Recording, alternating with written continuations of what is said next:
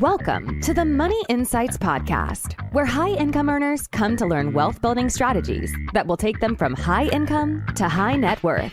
With your hosts, financial and wealth-building experts, Christian Allen and Rod Zabriskie. Welcome into today's episode of the Money Insights Podcast, where we teach you how to invest with benefits. My name's Christian Allen. I'm here with my co-host, Rodney, the Pod Zabriskie. What's up, Rod? Hey, I'm doing great. How are you? I couldn't be any better. Wow, I love to hear it. Couldn't be any better. And you want to know why, Rod? I do want to know why. Because we're going to talk today about the lifeblood of wealth creation, aka cash flow. The day has come. Yep. Today's episode The moment is here. Is cash flow, the lifeblood of wealth creation. So, Rod, do we have any big announcements or anything interesting going on in your life that the listeners have to know about before we move into the meat of today's show? I feel like we're in a good place here in the Zabriskie household, but nothing like amazing to share. Is that a new Money Insights pullover you're rocking today? It is. Nice. Money I like it. Insights, It looks right there. good. It's a new color. I'm digging it, Rod. Yeah, I like it too. Okay, well, nice work. Okay, well, if that's the case, then glad everybody's well. Let's move into the lifeblood of wealth creation, right? Let's do it. So the starting point is always for us to define and make sure that everybody clearly understands what is cash flow according to Rod Zabriskie. Okay, well, cash flow, as people may know, is just the flow of cash. However, Brilliant. Thank you, Rod. specific to That's the all context. clear. It's all cleared up now. Yeah, I was hoping to get that done quickly. But in the context of what we're talking about here, it is an individual who invests in order to create cash flow. And I need to describe maybe other ways that people invest to clarify that, because sometimes people invest. You have an opportunity to buy a piece of vacant land and you're going to hang on to it for the next 30 years. It's not doing anything for you until they are putting the new freeway off ramp right there, and now you're ready to sell it, right? That would be an appreciation based investment completely, because you're getting zero income in the short term. It's all about what happens later. This, however, when we talk about cash flow, is the opposite. You are investing in order to create a stream of income, or in multitude of different investments, streams of income. And we do it in the context that in the long term, the goal is to get to a place where we create enough passive income to replace the active income so that we can have the freedom to do whatever we want to do. Walk away from the job, work when we want, play when we want. It's all on our own terms. When we talk about cash flow, I think we have to define the fact that we're talking about net money that comes in. There is a difference between income and cash flow. Great point. Here's the deal though, Rod. I think sometimes people misunderstand what that is, right? They think, okay, hey, I go out and I do something, I create. Well, okay, so your job is an example, right? Mm-hmm. Like technically your job brings in whatever cash flow it is. Everything that comes in is technically cash flow. But when you're talking about an investment, you have to consider the expenses that you're incurring along the way as well. Yep. So in other words, if I go out and I buy a single family home and I'm able to create $2,500 of rent money that comes in, and my loan is $1,800 a month, and then I've got insurance and some other fees, it might be that my actual cash flow is $400 a month as an example, even though I've created more initial income. So I just wanted to make sure we clarify what cash flow actually is and what it actually is. And the term I would use for that is the net cash flow, or sometimes people call that your free cash flow, because the 2,100 got locked up. So are you saying that the other is considered cash flow? It is.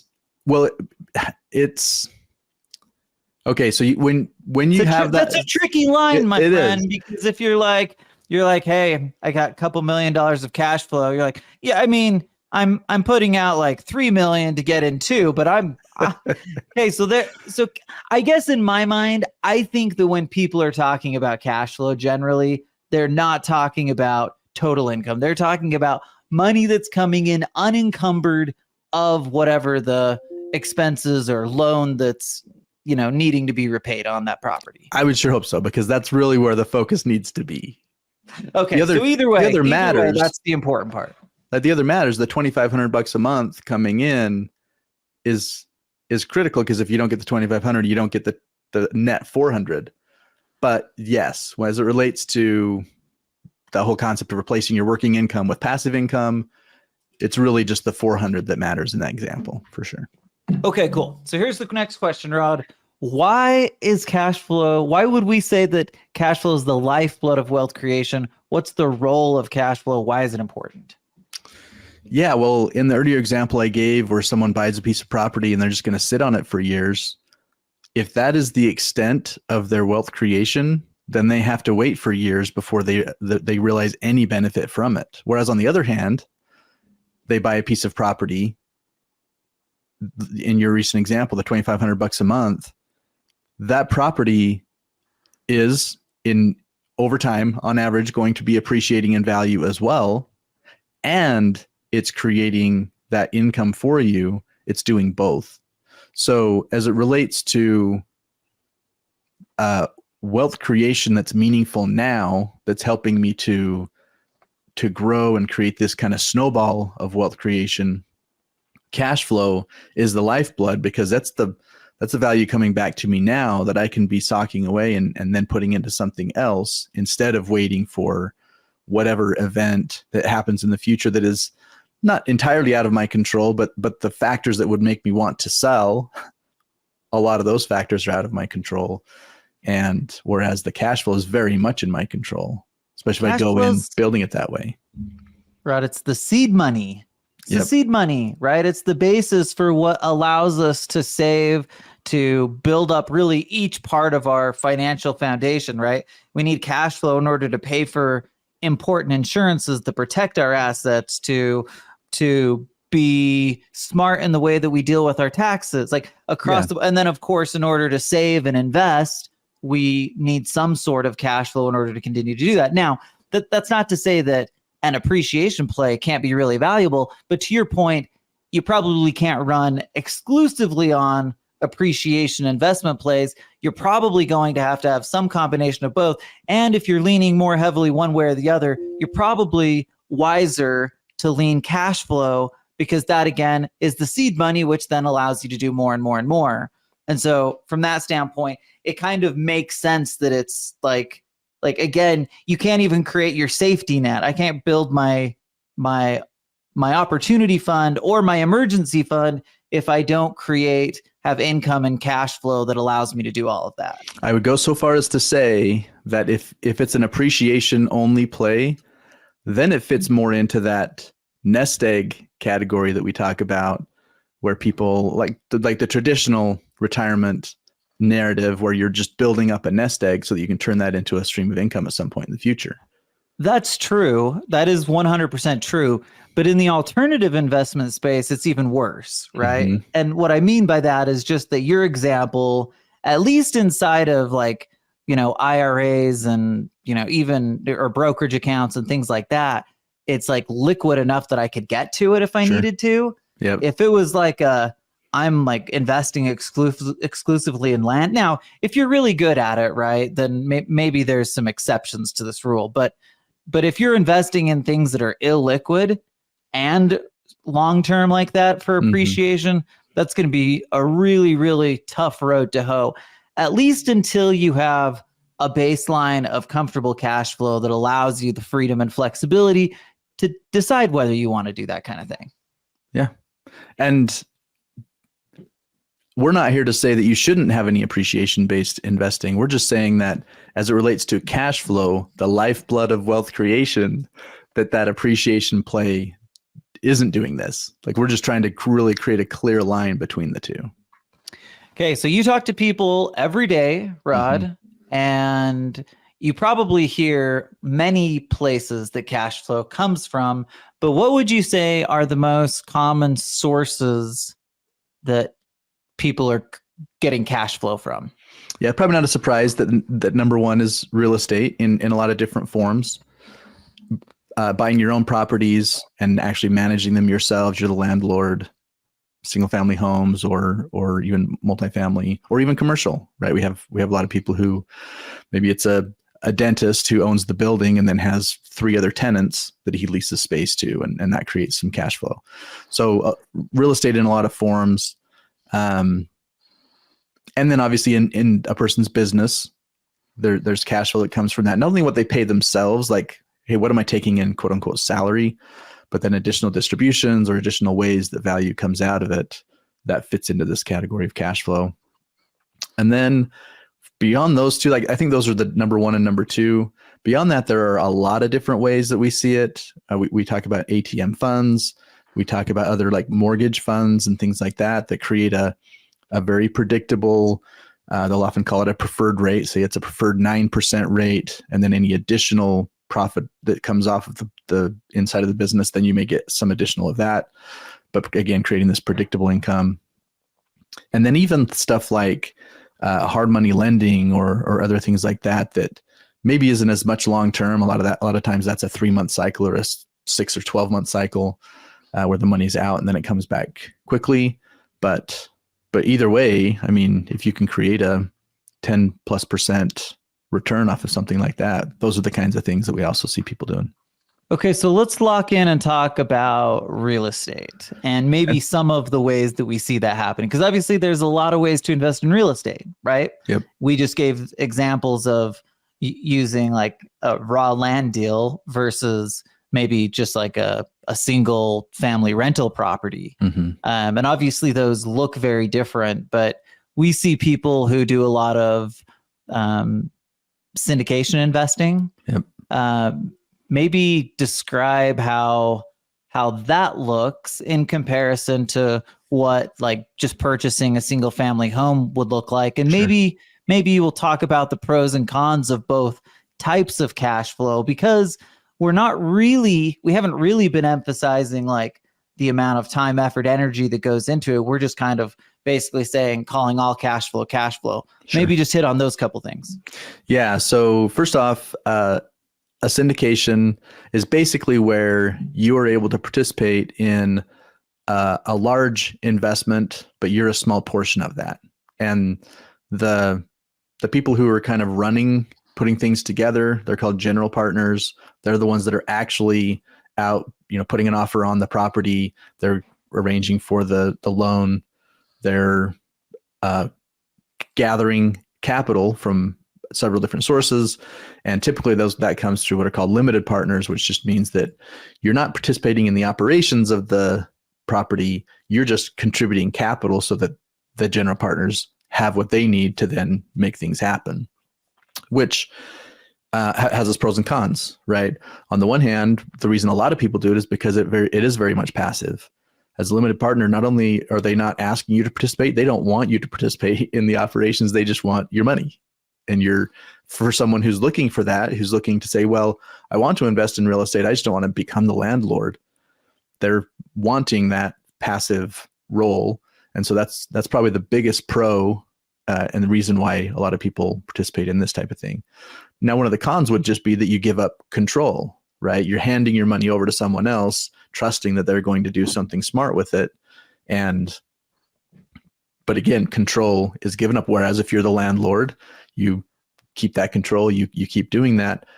But to your point, it's trading that time, because in order for me to have that control, I have to be willing to put in more of the time, not only in the actual like running day to day, but in the decision making on the front end. I'm managing my own debt on the property, all of those things. And so it's a much more active role. So going back to our definition, if our goal is to get to a place where we create enough passive income to replace our working income, then I would say that if all of your income is coming from single family rentals and you are actually the landlord, you're acting in that role, you don't have some sort of management organization that's doing that for you, then you've just traded jobs, right? You walked away from your other job but now you've replaced it with another one because you actually have to show up and make things happen.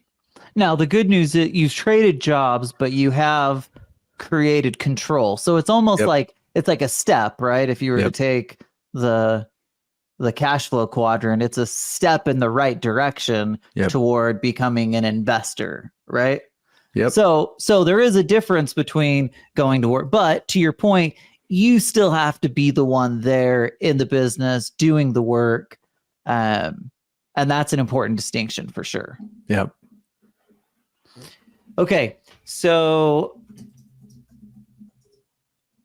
I think one of the things I don't want to suggest is that the one is necessarily better than the other in terms of how to manage a real estate property, right? Or so, like you said, there's syndication investing, there's passive investing, and that is oftentimes extremely attractive for a high income, high pay, someone that's making a lot of money in their actual job, right?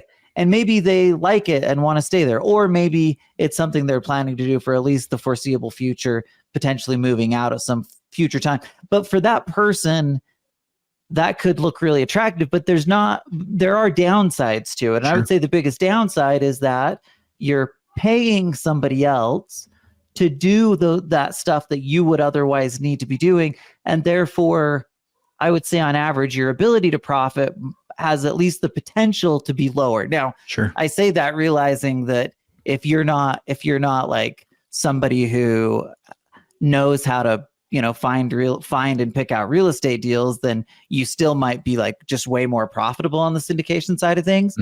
But again, it's not to suggest that one's better or worse than the other. It's just that they're different. And it's important to understand that passive cash flow can still look very different than the cash flow that you're having to get up every day and put your blood, sweat, and tears into. Yeah.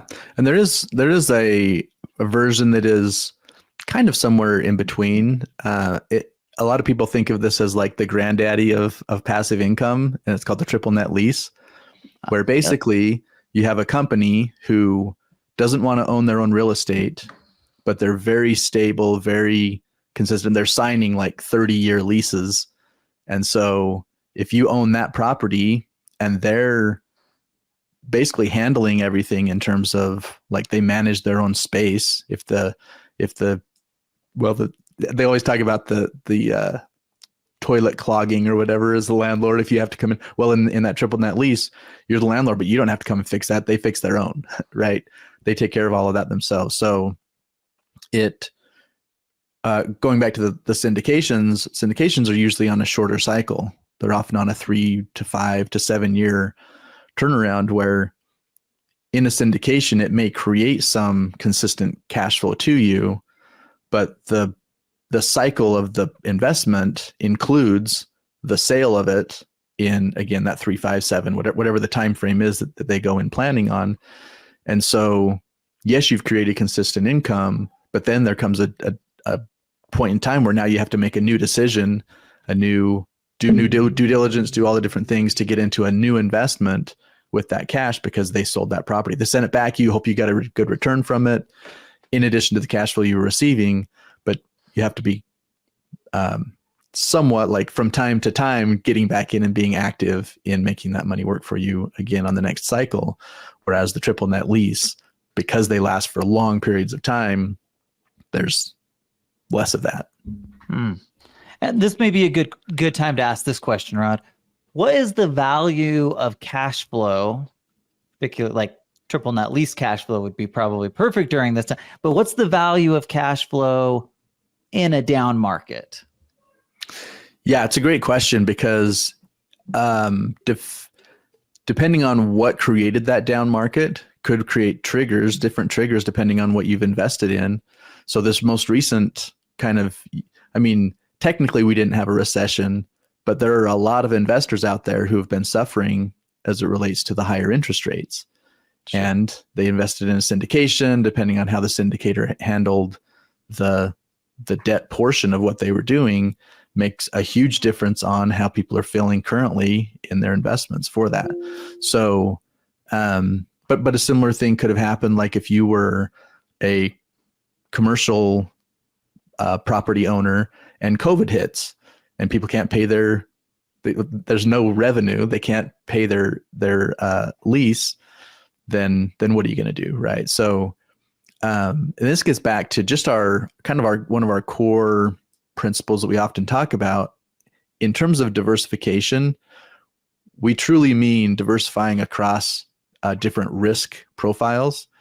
So another thing that we've seen recently with the high interest rates, if people were so much into one category, so for example, multifamily real estate, investing with a provider who maybe they were buying rate caps, but maybe they weren't, didn't have rate caps, and all of a sudden interest rates go up and they just have to float with them. That creates a lot of problems. And if you were too concentrated in just that one category, then you felt it, on everything, as opposed to if you were a little more diversified, you had a little here, you had a little there, multifamily, some commercial, some self-storage or whatever that have different risk profiles, then you're going to feel it on those downturns, but you might feel it differently in one category versus another. And by being disciplined and being diversified, then while you may not be happy about what's happening in that suffering, portion of category that you have other things that make up for that, so that it's not a spigot that turns off completely, right? You may have less income coming in, but if your income turns off completely and you're relying on that income, you're in real trouble. Yeah, I think that's well said. So it's not that it suddenly removes all risk of market fluctuation, market downturns, but it certainly is a strong buffer against those types of things. Again, even when you think about times like 2008, like real estate values crashed, and I'm certain that rents went down, but if you were playing for cash flow, you were in a lot better shape than you were if you were trying to turn things around immediately, right? Yep, absolutely. Okay, Russ. So one of the things that we talk about in our invest with benefits philosophy is the importance of alternative investing, right?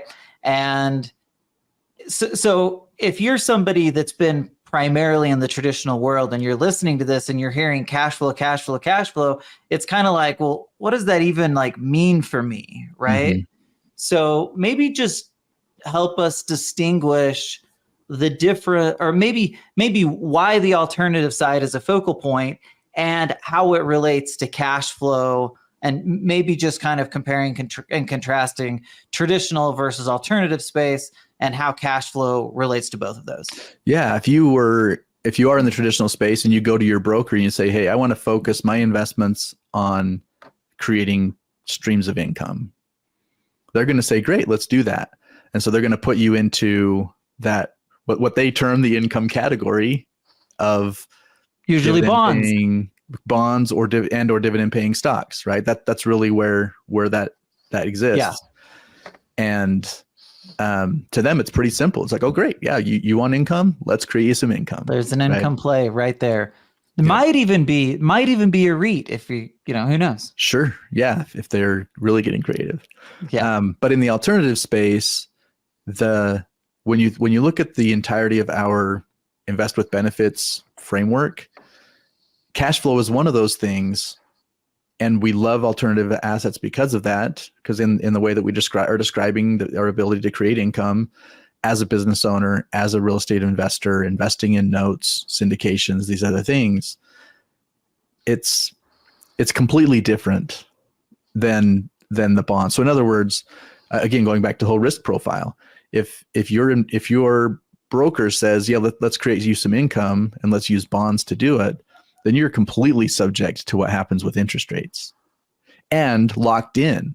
So if 3 years ago you're having that conversation and your broker says, yeah, great, let's create you some income, great, you're still stuck at your 2% or whatever it was that you got when he bought you that, whatever, 10-year bond, right? Hopefully last year, 5 years ago, no one was buying 10. I was hoping. Yeah, I'm hoping. Fingers crossed. Yeah. But to your point, if they don't know another way to create income and that's just what's there, then obviously there were people who were locking in, really low interest rate bonds that are, less valuable today than they were.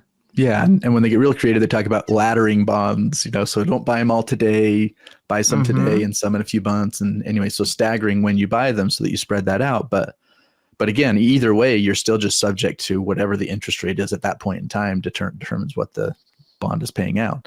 Whereas in the alternative space, now you can do a whole variety of different things to create the income. And again, I keep stressing that because if your goal is to create enough passive income to replace your active income, you need multiple streams of income coming from multiple directions, multiple, again, categories, different risk profiles for reasons we just talked about.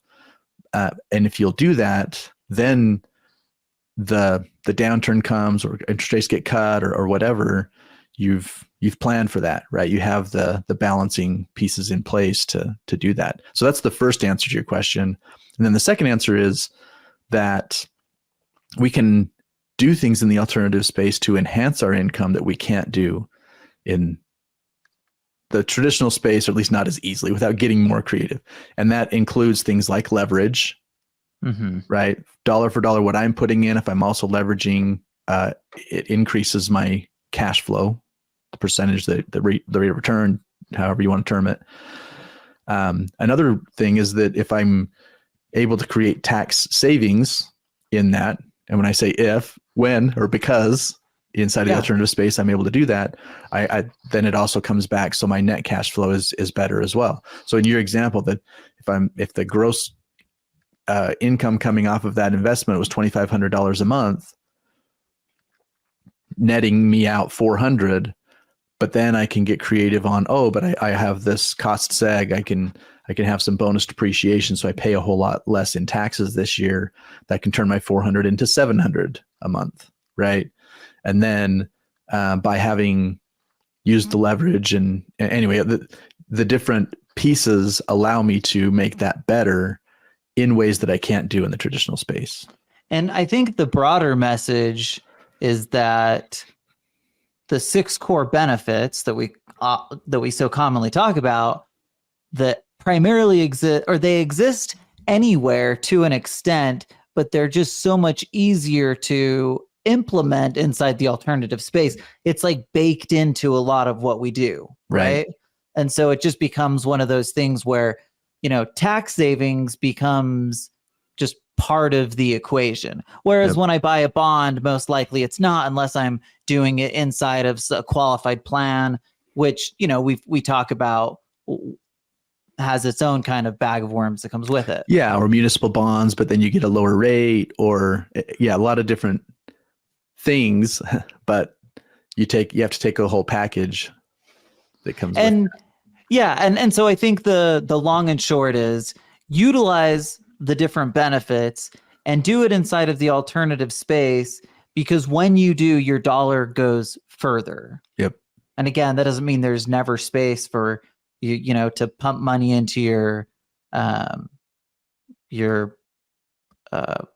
defined benefit plan. I couldn't come up with the word, right? Like, I know that there's a lot of physicians and people with high income that really appreciate the fact that they have that element. And so it's like, it's not that that's necessarily a bad way to go. It's just that you're going to be happier in the end if you have balanced those things out. Okay, Rod, why don't you give us a case study? Is there any examples you can think of people that we talk to who have used cash flow to kind of create some of the benefits that we've been talking about? Yeah, absolutely. And the one that actually comes to mind is interesting, coming off of the comments you just made, because this is someone, and we're going to change names to protect the successful. In this case, we're going to call her Ashley. Is someone who was fully invested on the traditional side, participating in the 401k at work, had a great job, building a pension, different things like this. But 100% of the focus was over there. And then what happened is, like, even though she was successful, you would have put her in that high income, category. What when she went through a divorce and all of a sudden they're dividing up all of the assets, then what was feeling very comfortable in terms of, hey, I'm going to get to a place where I can retire. Now this 50-year-old is sitting there like, oh man, am I going to be able to retire? Right. Yeah. What I was thinking I was going to be able to rely on, half of it's gone, and I have a limited time frame to try to replace it. What am I going to do? And so that's when she, almost out of desperation, started looking around and being like, well, what else is there out there that I can be doing? And that's actually when she found the alternative investment world and started taking steps to create passive streams of income in the alternative space, so that by the time she was about 58, she actually was ready to walk away from her traditional job and become a full-time investor. So basically what she did is used a lot of the assets that had been built up in the traditional space over those years and found ways to efficiently and effectively convert those. Now, I also want to just put a caveat in there. I always tell people, like, it's not realistic to do that overnight. That's a process, right? Yep. That, like, there's tax elements that we have to be considerate of. That's the primary issue. But making that kind of transition, while it's really valuable and important, has to be done with care.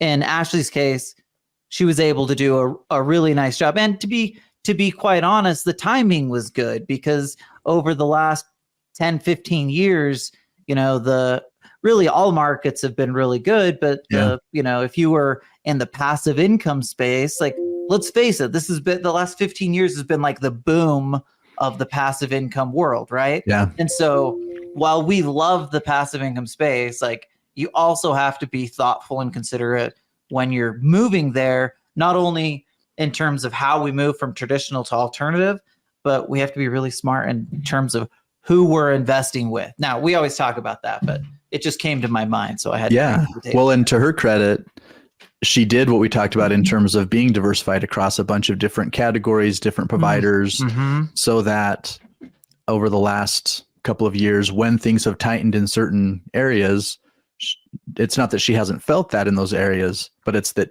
the other stuff has been fine. Like, so she hasn't had any decrease in her income on the whole, as far as like what she's relying on for, day to day. She's been fine. Yeah, that's amazing.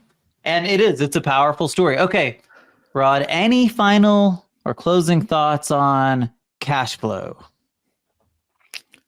I think, so for me, this is the thing that really brought me into the alternative space, is this idea of we can get to a place where we create enough passive income to replace our working income. And again, that's not the only reason why we do that. There are a lot of other benefits to investing in things that create cash flow. But that's one of the things that has driven me since I was in college and first started, learning about and talking about these things. And so I get really excited about this as a category, as a conversation. Love it, Rod. Okay, well, thanks everybody for hanging out with us. If you are going to invest, Rod, make sure to invest with benefits, and that absolutely needs to include cash flow. We'll see you next week. Thank you for listening to the Money Insights Podcast. To learn more about the financial and business strategies discussed in this show, please visit moneyinsights.net. The views and opinions expressed on the Money Insights Podcast are not intended to be individual financial, tax, or legal advice. Always consult with the appropriate advisor before making financial decisions. And if you're enjoying the show, please feel free to rate, subscribe, and leave a review wherever you listen to your podcasts. This will help others find the show and learn wealth-building strategies for themselves. Thanks again for tuning in, and we'll catch you in the next episode.